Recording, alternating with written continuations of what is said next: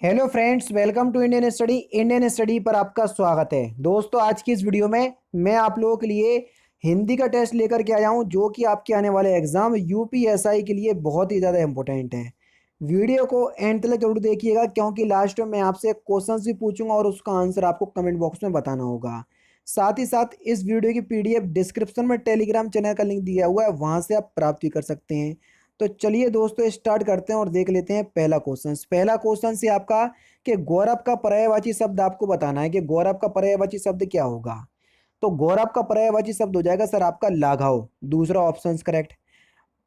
ऊहापो का पर्यायवाची शब्द आपको बताना है कि ऊहापो का पर्यायवाची शब्द क्या होगा। जल्दी बताइए, ऊहापो का पर्यायवाची शब्द। तो ऊहापो का पर्यायवाची शब्द क्या हो जाएगा सर? असमंजस। दूसरा ऑप्शन करेक्ट हो जाएगा।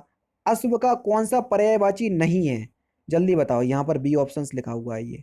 अश्व का कौन सा पर्यायवाची शब्द नहीं है, वो आपसे पूछा है। देखो, तुरंग होता है, यहाँ तरंग लिखा हुआ है, ये अश्व का पर्यायवाची शब्द नहीं है। पहला ही ऑप्शन करेक्ट। नीचे लिखे वाक्य के सही मुहावरे का चयन कीजिए। ठीक है भैया।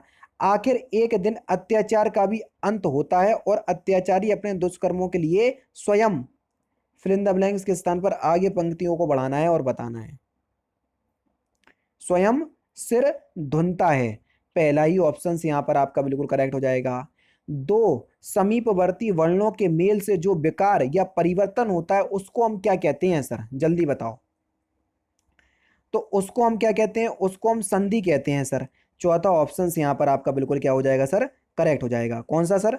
चौथा ऑप्शन यहाँ पर आपका बिल्कुल करेक्ट हो जाएगा। ठीक है। नेक्स्ट क्वेश्चन स्टार्ट करने से पहले मैं आपको बता दूं,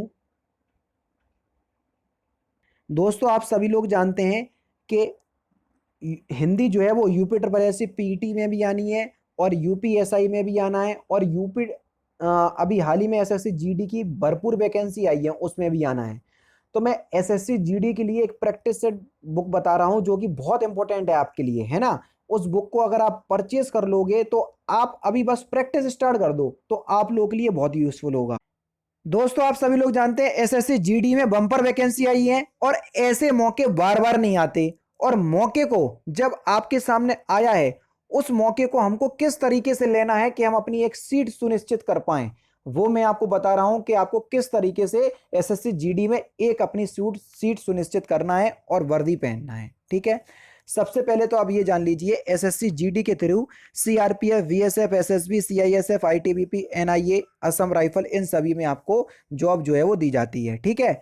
आप कोई भी टॉपर का इंटरव्यू उठा करके देख लीजिए, चाहे वनडे एग्जाम के टॉपर के इंटरव्यू देख लीजिए, चाहे यूपीएससी लेवल के टॉपर का भी इंटरव्यू देख लीजिए, सभी लोग एक ही बात बोलेंगे कि कोई भी एग्जाम की अगर आप तैयारी कर रहे हैं तो उस एग्जाम के लास्ट ईयर के पेपर देखो, उसके अकॉर्डिंग फिर जो भी बुक या जो भी पब्लिकेशन आपको सेट प्रोवाइड करवा रहा है, प्रैक्टिस सेट, उसको देखो, फिर अपनी तैयारी को बेहतर करते चलो। ठीक है। तो भैया यही आपका है पब्लिकेशन, चक्षु पब्लिकेशन, जो कि इसी बात को ध्यान में रखते हुए देखो 20 प्रैक्टिस सेट लेकर के आया है इस बुक में, और 8 सॉल्व पेपर हैं। सॉल्व पेपर सर कौन से? जो आपके लास्ट ईयर पेपर हो सके हैं, 2011, 2012, 2013, 2015 और 2019 जीडी के, उनमें जितने भी क्वेश्चंस पेपर बन चुके हैं वो सारे इस बुक में समाहित हैं, और 3200 से ज्यादा बहुविकल्पीय प्रश्न जो है वो उपलब्ध हैं। सबसे अच्छी बात क्या है बुक की, वो देख लो। जैसे आपने ये वाला सेट पेपर लगाया, ठीक है, इसमें देख लीजिए 100 क्वेश्चंस होते हैं। हिंदी और इंग्लिश आपकी ऑप्शनल है। जो इंग्लिश वाले हैं तो वो इंग्लिश को अटेम्प्ट कर सकते हैं, और जो हिंदी वाले हैं तो देखो हिंदी का पोर्शन बिल्कुल अलग से दे दिया, वो हिंदी को अटेम्प्ट कर सकते हैं। ठीक है। अब सबसे अच्छी बात क्या है सर, यहाँ पर आंसर की दे दी। हर बुक को जो खास बुक बनाती है वो इसलिए बनाती है क्योंकि इसमें व्याख्या सहित हल दिया, बस यही चीज इस बुक को खास बना देती है। तो मैं आपसे कहूंगा कोई भी बुक परचेज करो, ऐसा नहीं है कि मैं ये बता रहा हूं, आपको जो आपके लिए अच्छा होता है वो मैं आपको यहां पर बताता हूं। अब जो भी आपको बुक परचेज करना है वो आपके ऊपर निर्भर है, लेकिन उसमें ये देख लेना कि व्याख्या सहित हल दिया हुआ है पीछे या नहीं दिया हुआ है। हर बुक में नहीं मिलेगा, इसलिए तो आप लोगों को चक्षु पब्लिकेशन की बता रहा हूं। डिस्क्रिप्शन में लिंक है, देख लेना। अब आप सोच रहे हैं सर लिंक प्रोवाइड करवा रहे, जरूर सर का कोई फायदा होगा। अरे भैया कोई फायदा नहीं है, ऑफलाइन मार्केट में भी अवेलेबल है ये बुक, तो ऑफलाइन मार्केट से भी ले सकते हो, आपके ऊपर निर्भर है ना। जो भी अपने जहां भी रह रहा हो ऑफलाइन मार्केट से परचेस कर सकते हो, कोई भी दिक्कत नहीं। अभी इनकी ये दो बुक आई हैं, है ना, एक तो आपका एसएससी जीडी ये वाली आई है प्रैक्टिस सेट वाली, और ये संपूर्ण गाइड बुक है। तो जो भी आपको अच्छी लगे परचेस कर लेना, डिस्क्रिप्शन में लिंक है, वरना ऑफलाइन मार्केट से देख लेना, वो आपके ऊपर निर्भर है। लेकिन मैं अपनी वीडियो में उन्हीं बुक्स को बताता हूँ जो आप लोगों के लिए अच्छी होती हैं, तो बता रहा हूँ। जैसा ठीक आप जैसा आपको अच्छा लगे वैसा आप कर सकते हैं, ठीक है। नेक्स्ट क्वेश्चन से आपका नी प्लस चेस्ट की संधि क्या होगी, जल्दी बताओ। तो नी प्लस चेस्ट की संधि क्या होगी, निश्चेट। और यहां पर कौन सी संधि होगी सर, विसर्ग संधि होगी, है ना। तो यहां पर आपका कौन सा, दूसरा ऑप्शन बिल्कुल करेक्ट हो जाएगा। नेक्स्ट क्वेश्चन, अपने मुंह मियां मिट्ठू बनाना या बनना, इसका अर्थ क्या है, इंपॉर्टेंट क्वेश्चन, जल्दी बताओ। तो इसका अर्थ क्या हो जाएगा, अपनी प्रशंसा स्वयं करना, पहला ही ऑप्शन करेक्ट। अंधे को दीपक दिखाना, इस मुहावरे का सही अर्थ क्या है, सिंपल और इंपॉर्टेंट क्वेश्चन। तो इस मुहावरे का अर्थ क्या हो जाएगा, ना समझ को उपदेश देना, चौथा ऑप्शन, दूसरा ऑप्शन करेक्ट। उच्चारण की दृष्टि से इनमें से कौन सा व्यंजन तालव्य व्यंजन है, जल्दी बताओ। तालव्य व्यंजन। तो सही आंसर आपका क्या हो जाएगा सर, जा, क्योंकि चा छा जा जी, यहाँ पूरा चा वर्ग जो है वो काय से बोला जाता है, तालव्य से। तो जा जो है वो आपका एक तालव्य व्यंजन है, चा छा जा झा या। तो जा जो है चा वर्ग में आता है। अभिकारी शब्द, अभिकारी शब्द वे शब्द होते हैं जिनको हम सर बदल नहीं सकते हैं, है ना, जो ज्यों के त्यों लिखे जाते हैं उनको हम अभिकारी शब्द कहते हैं। तो इनमें से आपको बताना है कौन सा अभिकारी शब्द है, इंपॉर्टेंट क्वेश्चन है, जल्दी बताओ। तो जितने भी अवय होते हैं वो सभी अभिकारी शब्द होते हैं, है ना। चौथा ऑप्शन करेक्ट हो जाएगा। ताम्र का तद्भव क्या होगा, सिंपल है, ताम्र का तद्भव। तो ताम्र का तद्भव होगा तामा। इनमें से भाववाचक संज्ञा कौन सी है ये हमको बताना है, जल्दी बताओ। सर मित्रता, मित्रता जो है वो एक भाववाचक संज्ञा का उदाहरण है, पहला ही ऑप्शन यहाँ पर आपका बिल्कुल करेक्ट होगा। नेक्स्ट क्वेश्चन, शायद कमरे में कोई छुपा है, शायद शब्द में आपको बताना है कि किस प्रकार का सर्वनाम है, क्वेश्चन नंबर 13। तो शायद का मतलब भैया अनिश्चयवाचक सर्वनाम है, इसमें लिख लीजिए सर, सैनिक शब्द में प्रत्यय आपको बताना है कि सैनिक शब्द में कौन सा प्रत्यय है। तो सैनिक शब्द में कौन सा प्रत्यय हो जाएगा सर, एक प्रत्यय। तो दूसरा ऑप्शन करेक्ट है ना, छोटी ई की मात्रा लगी है, बड़ी ई वाला न लगा देना। निम्नलिखित में से कौन सा द्वंद्व समास का उदाहरण नहीं है। देखो राम लक्ष्मण, राम और लक्ष्मण बिल्कुल है। सरपन सर्प के अनुसार ये सरपनकूल, ठीक है। तो दूसरा ऑप्शन में भी है। वीणा विनायक में भी है, बागबीर इसमें नहीं है। चौथा ऑप्शन जो है वो आपका बिल्कुल क्या हो जाएगा सर, करेक्ट हो जाएगा। 17 और 18 में आपको शुद्ध वर्तनी का चयन करना है। मधुसूदन किस प्रकार से लिखेंगे, देखो क्वेश्चन नंबर 17। तो यहाँ पर पहला ही ऑप्शन करेक्ट। सुश्रूषा आप किस प्रकार से लिखेंगे, क्वेश्चन नंबर 18 में।